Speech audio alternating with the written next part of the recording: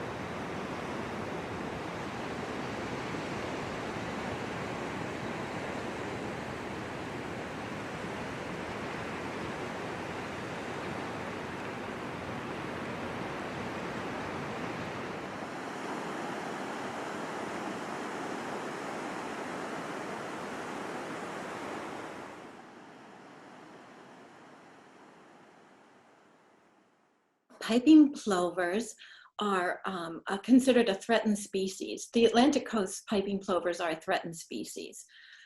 And they also, there's also a population in the Great Lakes and the Great Plains, and they're endangered in both those areas. So when the piping plovers became listed in Massachusetts and by the federal government as a threatened species in the 80s, I think that there were only 140 nesting pairs left. And so gradually, over the past 30 years now, because of all these wonderful conservation measures that people have put into place, they are rebounding. Each year, there's ups and downs, just like with the monarchs, but they're more on an upward trajectory. So for the reason why they were listed, why they became threatened and endangered is because during the 1800s, the eggs were collected by people who actually ate shorebird eggs. So that was one setback. And I think people were also collecting the eggs. And then during the early 1900s, it became the fashion for women to wear very elaborate hats with giant feathers on them. Sometimes they'd even have whole birds, and they were called the plume hunters, and they nearly brought many species to extinction. So then the Migratory Bird Treaty Act was signed in 1918, and that helped a lot of shorebirds rebound. But then during the 50s, people started to use beaches more and more recreationally. More vehicles were now on the beach, and there's just a whole lot more people using the beaches. And then also another thing that happened was in the 70s, when they closed a lot of landfills, we started to have gulls nest in this area. Prior to the 1930s, seagulls did not nest in, they were much rarer sighting. And very few, I don't think any were breeding in this area prior to the 1930s.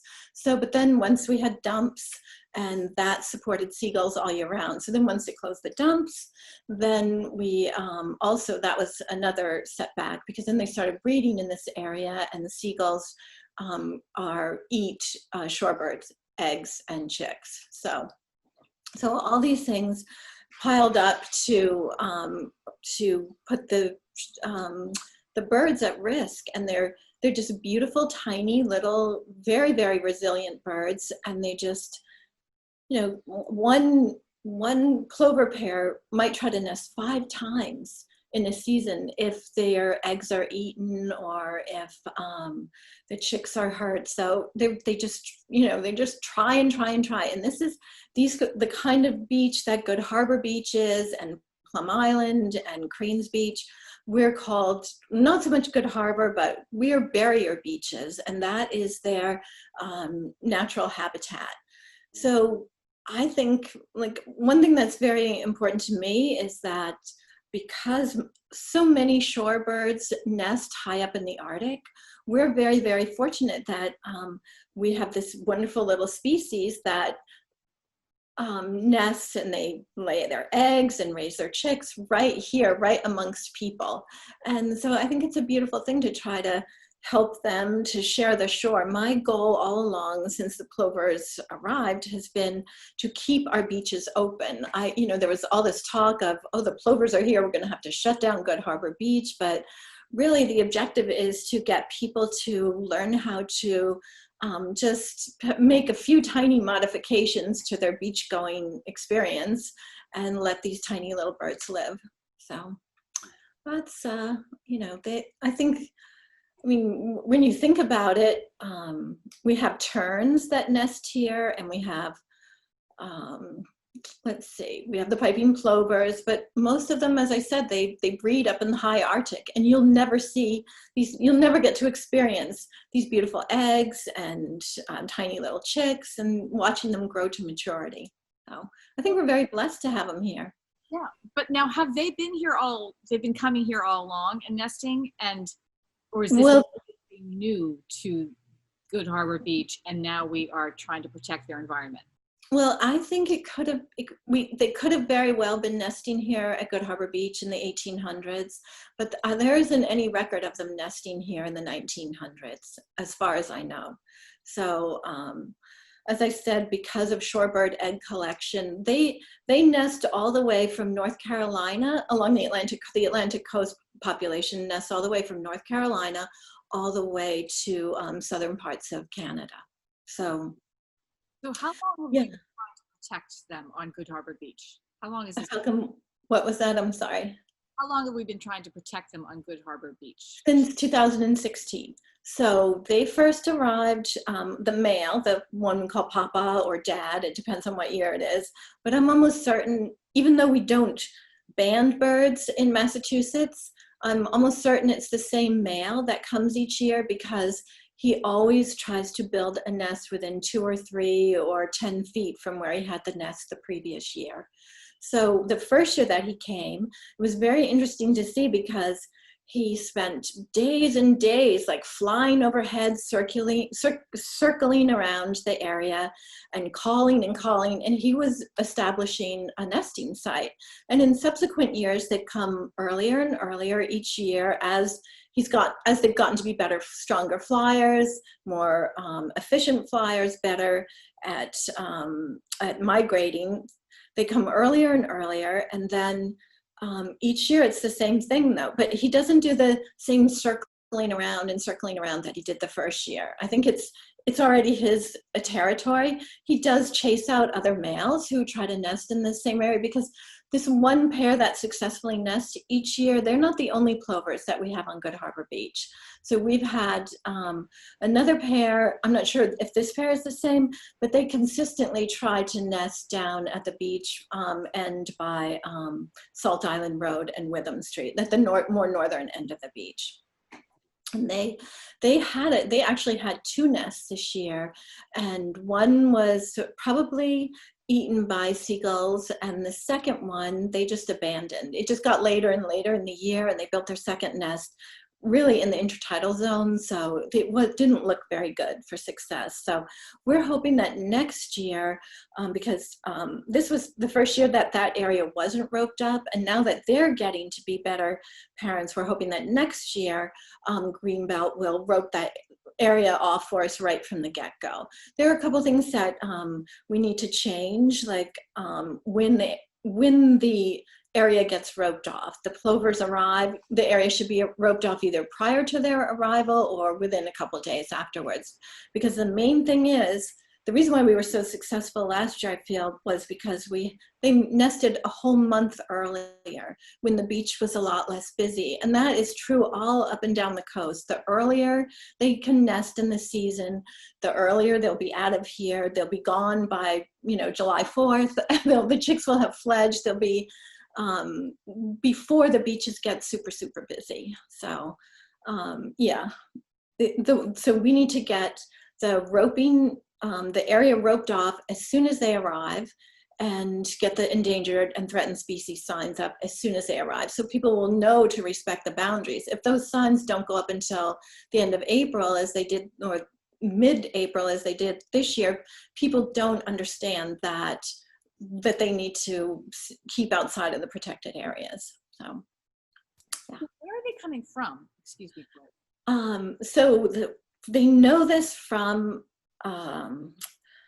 banding that they've done at the University of Rhode Island. Our plovers in Massachusetts and Rhode Island, it's thought that most of them head on down to North Carolina. After they're here breeding, they head on down to North Carolina for about 35 days or so. And then if you look at a map, you can see sort of a straight line to North Carolina, and then they go typically down to the Bahamas, to the Turks and Caicos. Whereas piping plovers that are breeding in the Great Plains and Great Lakes, they typically go down to the Gulf, they're on Texas beaches, or they could be on South Carolina beaches. So yeah, so they didn't know this until about 2012, where they went, because they would see so many more birds in their breeding range, and then by wintertime they couldn't find a lot of them, and they found them on these very remote islands in the Turks and Caicos. So I think it was an Audubon project, and they discovered them there in the wintertime. So one thing that's a huge concern is as there's more moisture in the air and the climate changes, and we have more and more wild hurricanes, and because the hurricanes happen while they're migrating, unfortunately. So, and there was a great deal of damage to some of the plover areas in the Bahamas this year, as there was, the whole islands were wiped out. So yeah, so that's another thing that the birds are contending with, global climate change. So Kim, how do you think Gloucester, the city of Gloucester, and the beachgoers have done? Have they done a good job in coexisting with the plovers, or has that improved over the last couple of years? It's so improved, and also people it's just wonderful to see. I would say 95% of the people are so interested, so curious. We have a lot of kids that follow the stories that I post every day. One of them's a little girl named Zoe, and she named Marshmallow Marshmallow. Next year, I think we should have a plover naming contest. I think that would be really awesome. But we, over the past 5 years, I've just seen that we've just all seen the interest grow exponentially.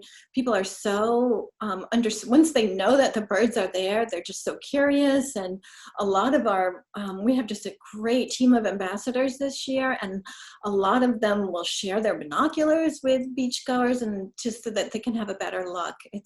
We've just had a fantastic year, really. Fantastic. And if you compare this year to last year, where we had 3 chicks fledge last year and only 1 chick, the average nest size of successful fledging chicks is only 1.2. So we're not that off from the average. We were very lucky to have 3 fledge last year. But people are just, I think one of the reasons why we're so successful last year is because they nested so early. But this year, the ambassadors are out on the beach and there's more people out there, so there's more opportunity to talk to people and let people know what's going on. So I think the beachgoers have been just fantastic. And also, I don't know if this is a good opportunity to say, we have this stellar group of ambassadors. There's only about 9 of us this year, and in previous years there's been more like 20. But everybody just takes an hour to an hour and a half shift, and everybody's just stuck to that all summer long, and it's just been fantastic. And they're all love to share stories about what they see. And then we have had really tremendous support all along from our Ward 1 counselor, Scott Memhard. He helped us also get the dog ordinance put through, which that happened in the 3rd year the plovers were here, which was getting dogs off the beach beginning April 1st doesn't just help plovers, it helps all migrating species of birds, because we have we're on the Atlantic Flyway, so we just get just such a beautiful array of birds that come through our shores. But then I also want to give a super shout out to Mayor Sabatia, because she has been, she's really taken a special interest in the birds. And we send, every morning I write a report and an update for the community and for the monitors, and we send that to the mayor as well. And she'll make comments, and she especially loves getting the photos and stuff. So yeah, so it's been a very good year. How is our fledgling doing, Marshmallow? Oh my gosh, he's just so fat and plump and healthy, and just getting fatter by the day. And he's spending an enormous amount of time preening, because I think he's sort of pulling out his old little fluffy feathers, and his beautiful tail feathers have grown in, and they're just getting more and more refined and contoured as the days go on. We're seeing him take little flippy floppy flights, and then also longer flights too, pretty low to the ground, but about 10, 15 feet. They're considered, the state considers them officially, he's, 29 days? On Monday he was 28 days old, so she's 29 days old. The state considers them fledged at 26 days. But from what we've seen, he's definitely not ready to take care of himself yet. He's still the thermo snuggles with dad. The federal government considers them fledged at about 35 days. But from my way of looking at things, they're really fledged about 42 days, because that's when they can really get away from predators, and they can fly long distances. By 42 days, we're seeing them fly out over the ocean. Our one chick that we had in, I think it was 2017, he actually was here longer than the dad plover. The dad plover left about 5 days before he did. So they learn how to, they'll eventually sort of flock together, the young birds, and sometimes old birds teach young birds the route, but many times they fly solo. There's a lot of mysteries about migration that aren't entirely understood, but there's a lot of reasons why they're successful. I mean, especially the Atlantic coast and Pacific coast flyways, they're basically flying along the coast. So, and then they're also following the sun, they're also following sun compass navigation and the Earth's magnetic pull. So it's similar in a way to monarchs. I mean, I think migration is so fascinating, just in all its, all the species that migrate, the fish and the whales and all this beautiful flow of life that goes from South America to North America and back again. You know, it's this undercurrent that's just around us all the time.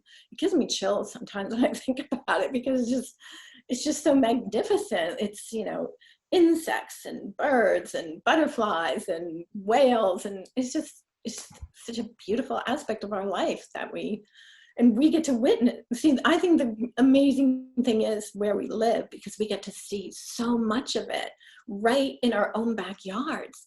I mean, sometimes I think, oh, that lucky person, they went to Africa to, you know, film and photograph, but I feel like we have the best insects and the best birds and species right here, right in our neighborhoods and in our own backyards every day to look at. I mean, all year long. It's not just it's not just a seasonal thing. We have. Is there anything that you have read about or that you just happen to know anecdotally about this area that makes it a great place for migratory species to stop in? Well, because where we are geographically, I think like on Cape Cod, which is a little bit more inland, they might get a few more birds than we do, but we still just get such a wealth. And over the years, I think we're getting more and more, as in some ways, because sadly, part of global warming is that species are moving away from the equator. So they're moving a little bit more northward. So for 100 years ago, you would never see cardinals here in the wintertime. So that's a relatively speaking new thing. So, but also in our area in particular, the waterways have gotten a lot cleaner in the last 30 to 40 years. So I think that helps a lot.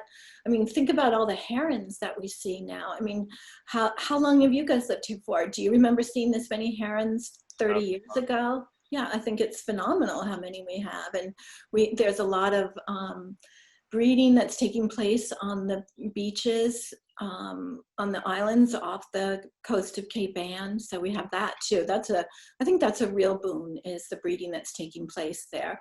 And when you think about it, with the Migratory Bird Treaty Act, maybe it's just taken 90 years for the species to start to recover like this. So, but we're just very blessed, I think. I mean, for one thing, like, they do not get as many monarchs on Cape Cod, for example, as we do on the Eastern Point and along our eastern shores, because we're just that much farther out into the ocean, and we're getting a lot of butterflies that are coming down from Cape Elizabeth in that area of Maine.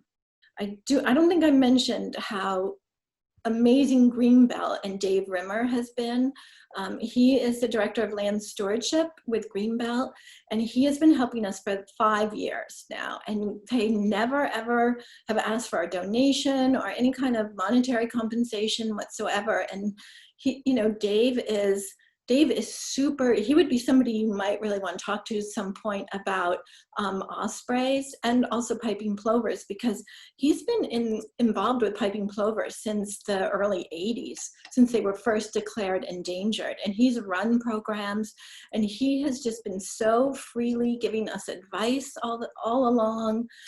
He sets up the roping area anytime I've called him. I've said, Dave, we have a nest here. The next day, he's there putting up the exclosure. The exclosure is the wire cage that goes around the nest. I don't know if you've ever seen it. If you guys want to come on down and meet Marshmallow anytime this week. So, Corey, first of all, you misspoke. You said parents, and the mama plover flies away pretty soon. So that little Marshmallow is being taken care of solely by his dad, and his dad is so on top of it. He is a model for fathers everywhere. I actually went down to Good Harbor and met Kim, and I met Marshmallow and his dad, and I just saw the sweetest little moment when the plover, they're kind of like, dad and Marshmallow are kind of like, floating around the surf and the beach and poking at things. And suddenly the father runs up the beach, and Kim is just sort of looking, and then I hear this sound. And I said to Kim, what is that sound? And she said, that's the piping. Now, nobody talks about the piping. They make this haunting, beautiful piping sound. And the father was warning Marshmallow that the beach rake was coming. And I couldn't even see the beach rake. Kim knew, she could hear it. And sure enough, it came around the bend, and the father starts making this sound, and I won't try to repeat it. And Marshmallow, who's like 20 feet away, just squats down and stays perfectly still. And Kim said, he just told Marshmallow, stay there, don't move. The beach rake is coming. It was just really amazing. And sure enough, Marshmallow squatted down, and he stayed perfectly still until Dad told him he could move. Huh. It was really incredible. Very cool. And we want to thank Kim again for all the imagery and all the work she's doing down at Good Harbor Beach.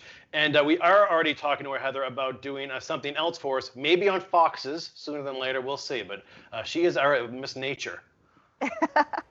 We like that, yeah.